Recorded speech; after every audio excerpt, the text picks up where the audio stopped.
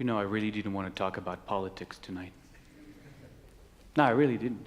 On Monday, I had made the decisions that I wasn't going to talk about politics tonight. I was going to find in the middle of this place somewhere a teaching, a Kabbalistic teaching, or an obscure rabbinic commentary on this week's Torah portion. I was going to go and find something else to talk about. And then I opened the Torah, and I read the first few verses, and one of the very, very first few verses, right there.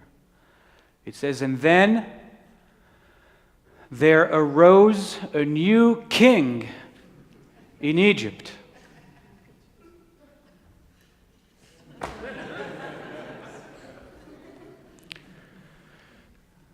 And that idea was gone.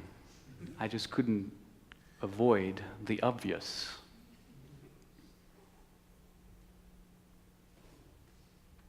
Now, I'm not at all into conspiracy theories or, seeing prophetic anything in whatever.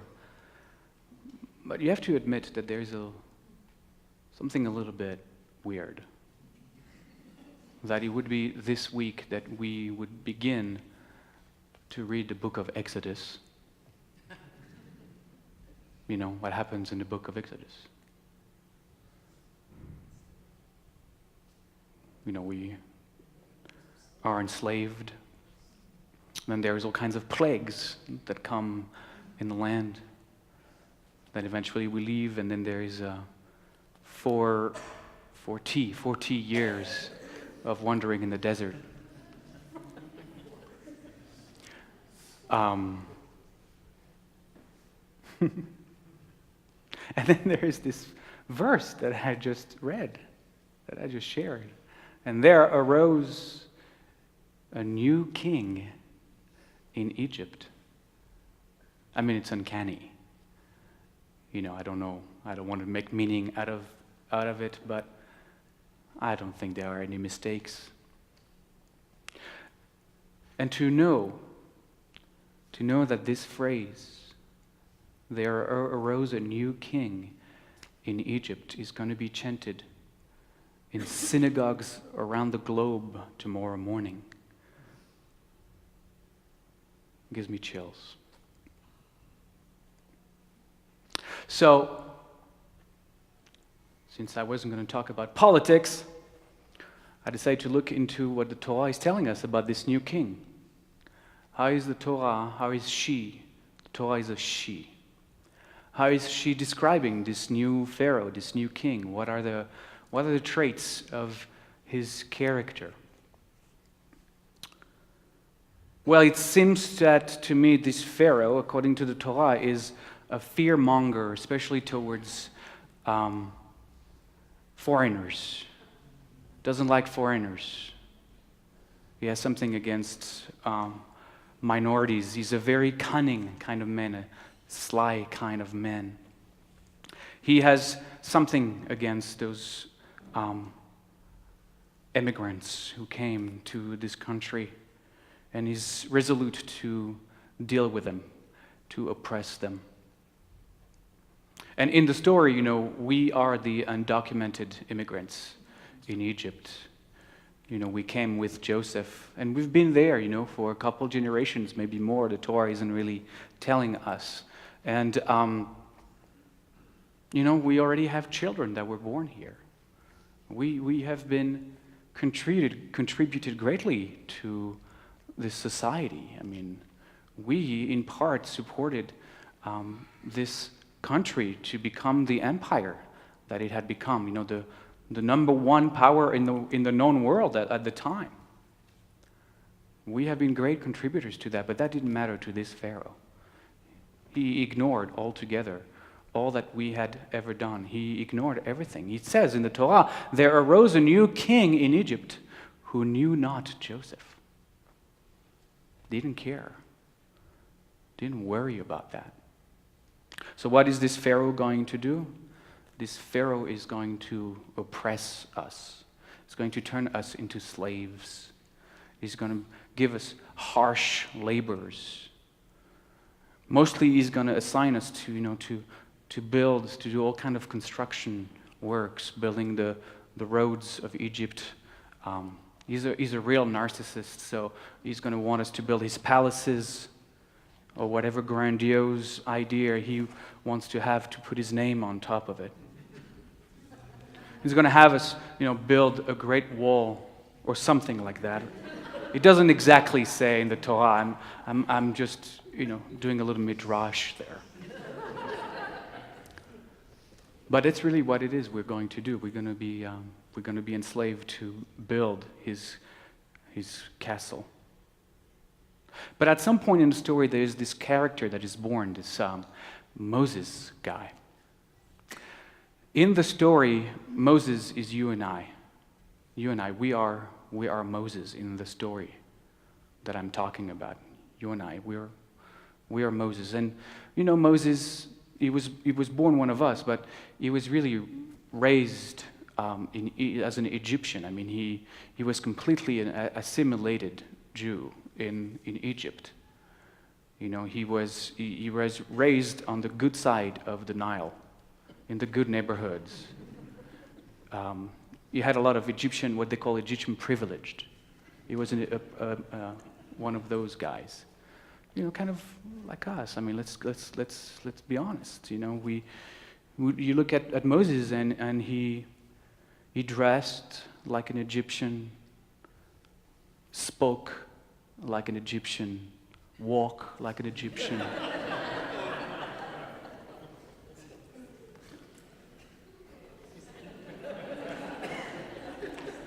I'm glad the video is no longer working. But at some point, that Moses, despite living on that other side of the Nile, in those posh neighborhood, he sees what's happening. He sees the oppression of these people. He sees what Pharaoh and his officers are doing, to oppress those minorities, those slaves. At some point, he walks through the land, he walks through the major city, and he sees one of Pharaoh's police officers beating up one old slave, putting him on the ground and stepping on him and strangling him. And the poor old slave keeps shouting, I can't breathe, but you know what happens there. And Moses is distraught. Moses is so upset that he can't help himself and answer the violence that he sees with violence, and he strikes the police officer dead. And he knows right in that moment that was not the right thing to do. You cannot answer violence with violence, especially when you're faced with state-sponsored violence. You have no way to win that one. You can't win that one. So Moses knows that at this point his name is on some kind of surveillance tape somewhere, and he's blacklisted, and he's going to have to leave. He's going to have to take off, to leave Egypt, to flee. And he's really just disgusted with the whole thing. He's really kind of done with it.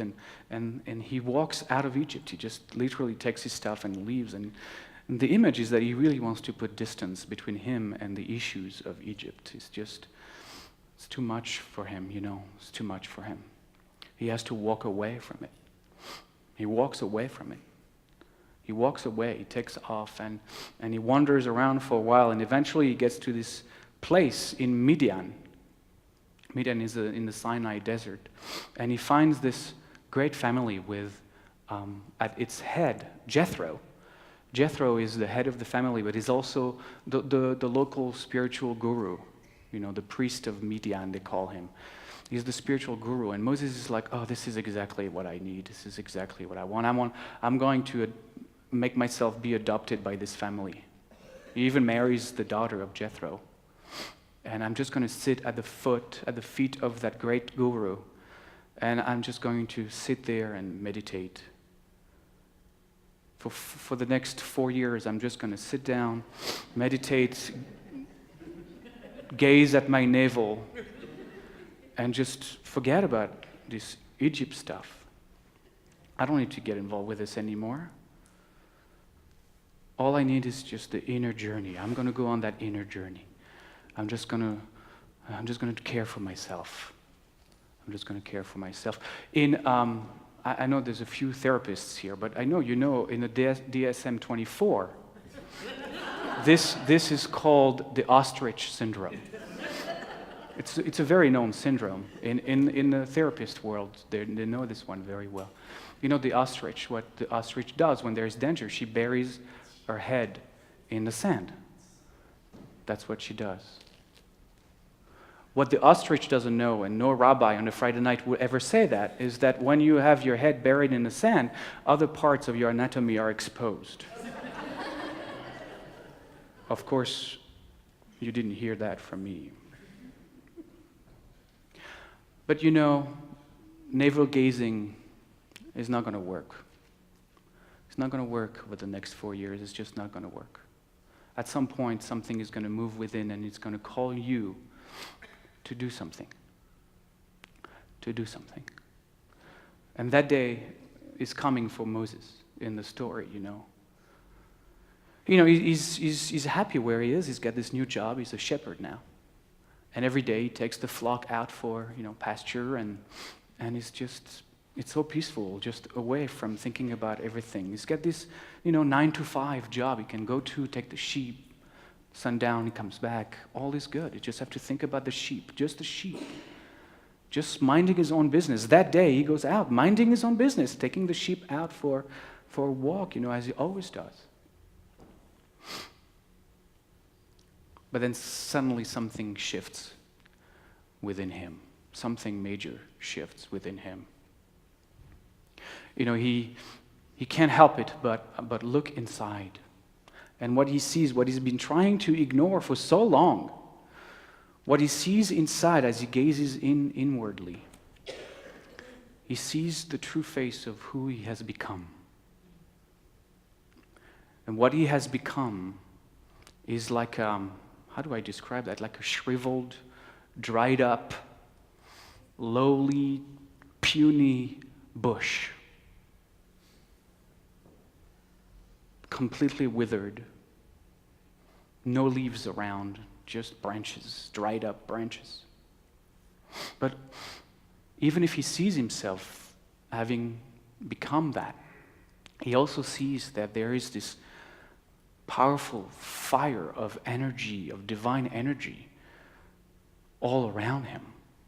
That is the source of who he is, the divine oneness of his being, burning up, shining brightly, even as that lowly, dried up bush. And the Torah says, it's like he's been walking all this time with his blinders, just never wanted to see, never wanted to pay attention, always going straight forward with keeping his head down. But the Torah says in that moment, Moses turned aside.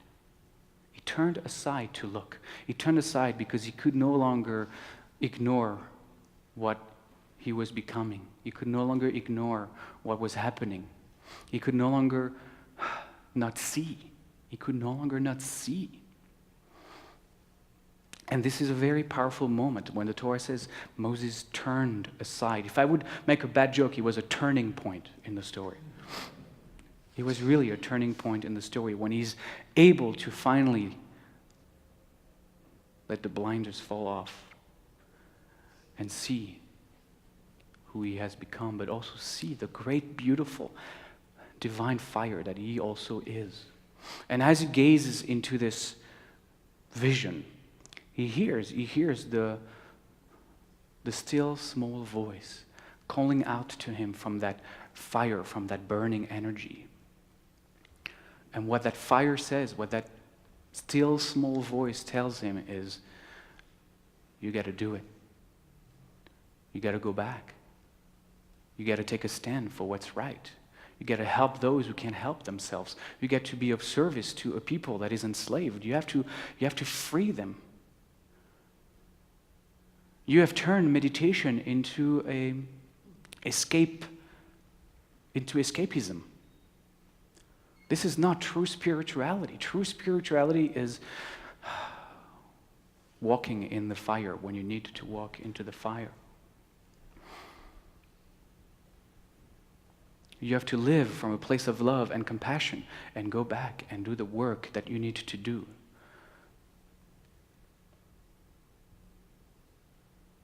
Moses hears that, and Moses does what we would have done. He tries to wiggle out of it. It's so perfect. The story is so perfect. Moses tries to wiggle out of it. He finds excuses. The first excuse, I'm just going to read it because the first thing he says, the first thing he answers is, "They will not believe or listen to me." I mean, don't we always do that? They won't. Who am I? I'm nobody. Who's gonna listen to me? I'm just a puny little one person. I can't possibly make a difference. Nobody's gonna listen to my voice. What's my voice? I don't have a voice. I can't do this. It's not me. It's not possible. The second thing he says, the second excuse he finds is, "I am slow of speech and tongue." See, I'm not the person for that. I'm disabled. I'm not trained for it. I mean, I'm not prepared for it. I was never educated to be in any kind of advocacy, or I'm not an activist. I've never been that. I'm not polished. And look at these guys on the other side. I mean, look at them. I mean, they are polished. I mean, they are trained. I mean, they know how to articulate all these incredible words that are really kind of powerful. They're tall. I mean, look at them, not tall. They're tall. And they're really good looking. I mean, look. They're really good looking. And they're dressed really well. I can do it. I mean, clearly, I can do it. The third thing he says, because two wasn't enough, so he has another excuse. Because that's what we do, right? Come on, we are Moses. This is truth. He says to God, "Make someone else your agent. Send somebody else. Somebody else that is better than me, somebody else who's really going to make it happen." Because, you know what? I'm petrified of failing. I don't want to be the one to fail. I don't want to be the one that is going to mess it up.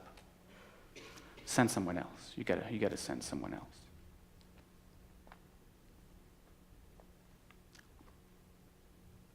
That's where Moses is in that moment, you know.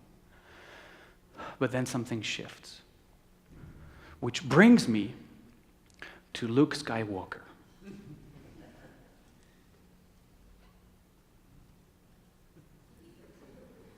Okay. Obviously, it brings me to Luke Skywalker. Star Wars, Luke Skywalker.